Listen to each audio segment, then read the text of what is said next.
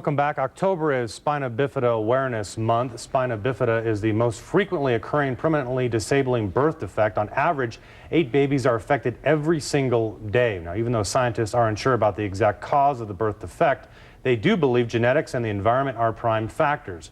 Joining me this early Sunday morning to discuss Spina Bifida and how it can be prevented and treated are both Jesus Arroyo, the Spina Bifida Association of Colorado Board's Vice President, and his wife, Marie Arroyo. Good morning. Thanks for joining us. Appreciate it. Good morning. Thanks for having us. An alarming stat here I'm reading out of the paperwork here. 7 out of 10,000 babies are born with serious birth defects like a spina bifida. It's just amazing to hear that. Yeah, according to the CDC, that makes it #1. As you said, it's the #1 permanently disabling birth defect. More babies are born with spina bifida every year than cystic fibrosis, muscular dystrophy, all these well-known birth defects. And you say well-known, I don't think most people know that. Yeah. That's #1. Yeah, it's #1. Tell us about your story. I know that you folks actually met at Abraham Lincoln High School, but prior to, talk about your life story. Well, I was born with spina bifida in El Paso, Texas, 31 years ago. And at that time, doctors told my mom some pretty negative stuff. You know, he won't survive. If he does survive, he'll be mentally challenged. Just pretty grim stuff. Yeah. So we left. We came to Denver, Colorado when I was 3 months old to find better medical attention. And I also have hydrocephalus. That's pretty common with the spina bifida. That's when the fluid in your brain doesn't drain, so they put in a shunt. Okay. So I have that. And yeah, we came here for better medical attention, and it's been great. The doctors here were great, a lot more positive. Sure. Gave my mom a lot of hope. And would you attribute your progress or your life's well-being to that move, to moving to Denver? Yes. Yes, very much so. Also, spina bifida is something that affects everybody differently. It truly, truly does. Sure. Depending on where the opening in your back is, that's what spina bifida is, your back fails to close in the first 30 days of pregnancy before most women even know they're pregnant. Wow. It can be different levels, and depending on where the level is, you can have paralysis, you can have bowel and bladder issues, varying degrees of this. My lesion is pretty low. It's L5, S1. So I'm affected maybe a little less than other people. So there's that contributed to my well-being, but also definitely moving here and just the medical care. Right. Marie, you meet this good-looking guy in high school, and of course you say the rest is history. You came at this from a different angle, if you will. You probably knew nothing about it, and you've learned as you've gone along. Right, definitely, and just realizing too, meeting so many varying degrees of people. I have so many wonderful friends now that are in, wheelchairs, and just, they meet every challenge in their life. Sure. And just go out and want to live life and don't want to be looked at as different and everything else, and want to meet life's challenges.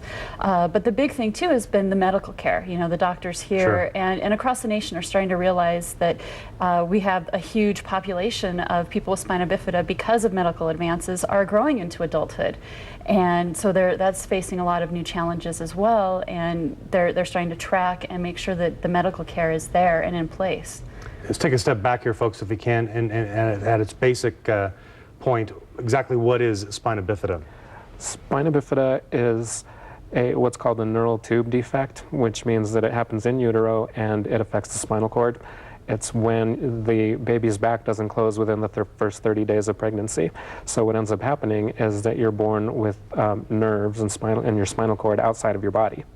And so the doctors fix that, but you are left with effects such as paralysis, such as bowel and bladder issues, things like that, depending on where on the back it is, from C1 to S1. And so yeah, it's a lifelong thing. It doesn't go away. You don't get cured. Just because they close the back doesn't mean that it's cured.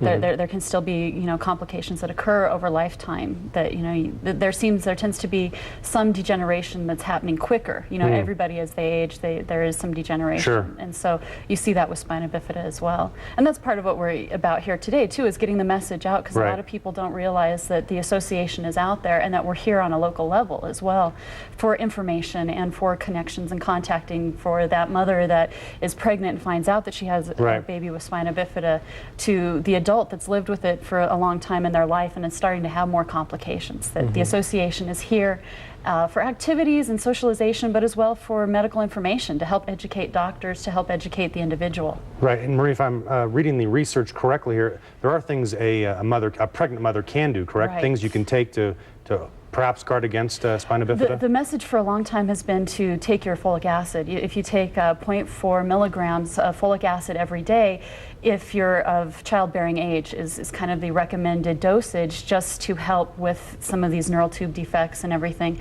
because 50% of the pregnancies out there are unplanned. So you can't say, okay, well, I'm going to start taking my vitamin now because I'm thinking about it. Well, you know, sometimes things happen.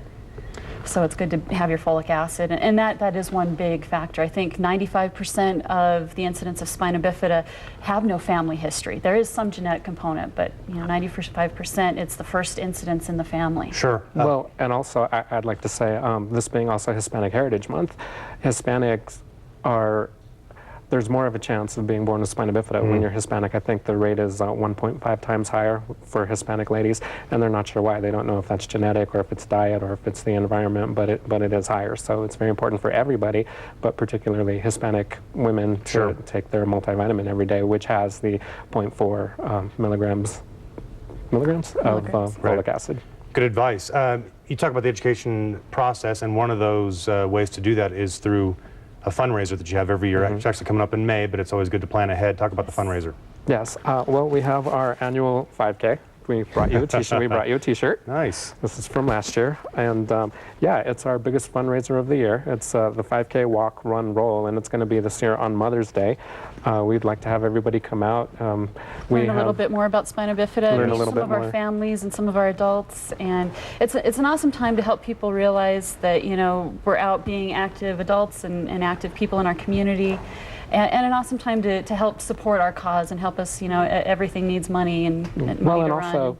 to know that it's going to be okay. You know, so many people, so many doctors say, well, you have this child with spina bifida, and they give you the worst case scenario. I understand that they have to do that to prepare the mother, but a lot of times that doesn't happen. The worst case scenario doesn't happen, and it'll be okay. And we're out there, and sure, your child will have a disability, but it's not.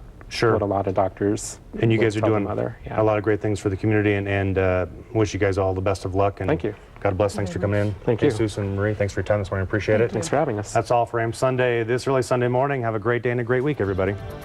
So you can actually log on to the website.